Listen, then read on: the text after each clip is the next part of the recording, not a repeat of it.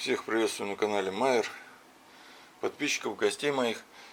Сегодня хочу показать, обучение стеклоподъемников. После отключения аккумулятора у нас стеклоподъемники не работают в автоматическом режиме.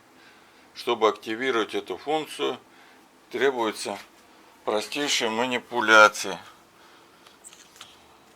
Нажимаем кнопку подъема стекла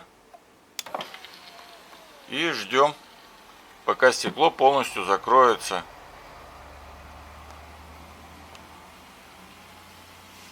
После этого отпускаем и нажимаем еще второй раз в течение 1 секунды.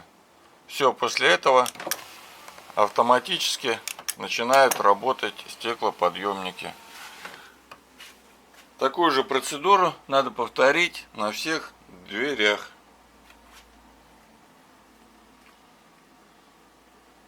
Вот такое короткое видео. Спасибо за просмотр.